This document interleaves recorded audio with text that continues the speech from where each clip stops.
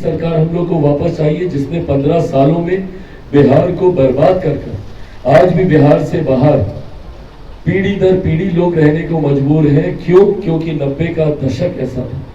90 के दशक से पलायन किए हुए लोग दूसरे प्रदेशों में गए, वहीं पर उन्होंने नौकरी की, वहीं पे उन्होंने घर खरीदा, शादी की, बच्चे पैदा किए और आज उसी प्रदेश के होके रह गए।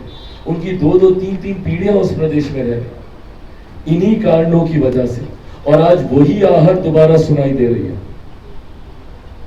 इस बात को अंडरलाइन कर लीजिए, राष्ट्रीय जनता दल के नेतृत्व वाली, इनके गठबंधन वाली कोई भी सरकार बिहार या किसी भी लोकसभा में इनके नेता अगर जीत कर जाते हैं तो उस लोकसभा में वहां की मां, बहन, बेटी, गरीब, वंचित, दलित, शोषित परिवार के लोगों का रहना असंभव हो जाएगा। एक और उदाहरण आप लोग के समक्ष में रखता हूं। जमुई की यह घटना है, महाराजगंज की यह घटना है, कल की यह घटना है। मैंने अपने सोशल मीडिया प्लेटफॉर्म पर इन वीडियोस को भी मैं साझा कर रहा हूं। संभवतः आप लोगों के सामने भी ये जानकारी आई होगी।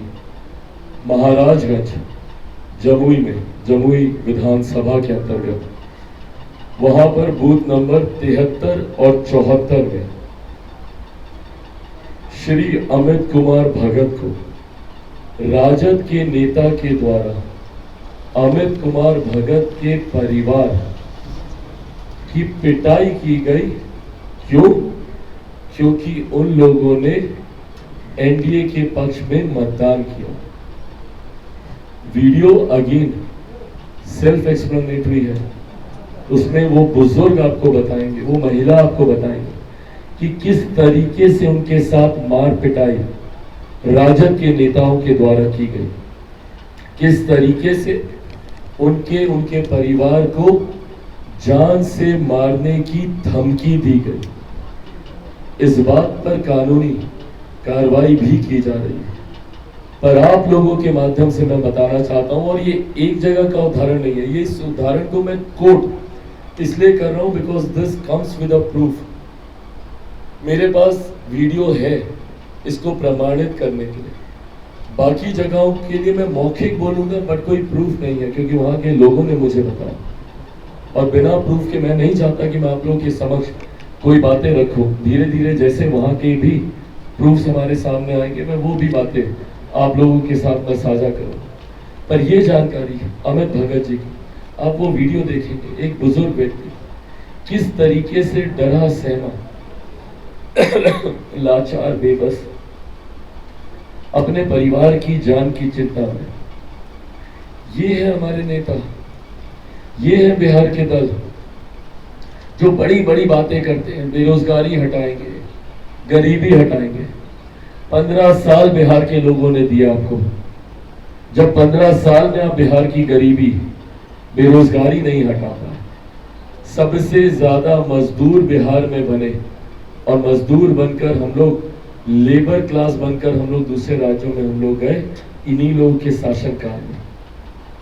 और ये लोग आज बिहार के विकास की बात करते हैं और इस तरीके से बिहार का विकास करेंगे, दलितों, वंचितों, शोषितों पे मारपीट करके। ये बात हकीकत है कि राष्ट्रीय जनता दल की सोच पूर्णतः अनुसूचित जाति, जनजाति विरोधी है। दलितों को लेकर, महादलितों को लेकर, ट्राइबल क्लास को लेकर इन लोगों की सोच पूर्ण विरोधी है। भले वो चिराग पासवान की मां को गाली देने की बात हो, भले वो इस तरीके की घटना जहां पे एक दलित परिवार के साथ मारपीट करने की बात हो, या भले इनके नेता जो दबंगई के साथ अपनी जाति को फ्लॉन्ट करते हुए कैमरे के सामने बोलते हैं कि हम चमार थोड़ी ना हैं। ये मानसिकता दर्शाती है इन लोगों की कि किस तरीके से ये लोग दलितों के प्रति एक हीन भावना रखते हैं, वंचितों के प्रति, शोषितों के प्रति। और यही कारण है आज की तारीख में हर वो व्यक्ति जो एक सभ्य समाज का निर्माण करना चाहता है, आज वो इनके साथ नहीं है, एंड इंक्लूडिंग इनका MY समीकरण। आज जितने पढ़े लिखे यादव भी हैं जो बिहार को दबंगइयों से छुटकारा देना चाहते हैं, जंगल राज से छुटकारा देना चाहते हैं, वो भी आज एनडीए का समर्थन कर रहे हैं। और आप लोग प्लीज अपने फीडबैक मंगवाइएगा। जो लोग सोचते थे कि मुसलमान हमारी जागीर है, आज बड़ी संख्या में बिहार के मुसलमान भी एनडीए के पक्ष में वोट कर रहे हैं। मैं खुद कई ऐसी लोकसभाओं के उदाहरण दे सकता हूं जहां पे हम लोगों ने पर्सनली इस चीज को मॉनिटर किया। जमुई में जिस तरीके से बड़ी संख्या में इस बार मुसलमान है, और मुसलमानों में आक्रोश है इस बात को लेकर कि भाई आप हमको अपनी जागीर समझते हैं और बदले में जब हम लोगों को उचित रिप्रेजेंटेशन देना होता है तो आप नए व्यस्त हो जाते हैं, वोट मांगेंगे हमारे नाम पर, और जब रिप्रेजेंटेशन की बात आएगी तो अपने घर परिवार तमाम और चीजों को प्राथमिकता देने का काम किया जाएगा। तो ऐसे में जहां राजद में गठबंधन के बीच दरारें हैं, इनके अपने आधार के बीच दरारें हैं, वहीं पहली बार से ज्यादा मजबूत, पिछली बार हम लोग 3 दल थे, आज हम लोग 5 दल हैं, पहली बार से ज्यादा मजबूत हम लोग का एनडीए गठबंधन हुआ है। इनका आधार टूटकर हम लोग के साथ आकर हम लोग को मजबूती दे रहा है। और एक बात पूरी तरीके से तय है कि अनुसूचित जाति जनजाति वो इस बात को समझ गया है कि भाई ये पूरी तरीके से हम लोग के विरोधी हैं, दलित विरोधी।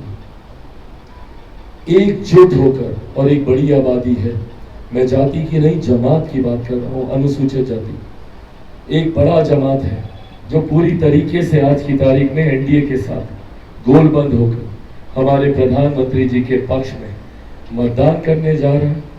और इसीलिए इस विश्वास के साथ आज इस प्रेस वार्ता को मैं कर रहा हूं कि पहले चरण में 4 की 4 और 7 चरण बीत जाने के बाद 40 की 40 सीटें हम लोग एनडीए की उस पाले में डालेंगे जिस पाले में 400 पार कर हम लोग 4 जून के बाद सरकार बनाने जा रहे हैं।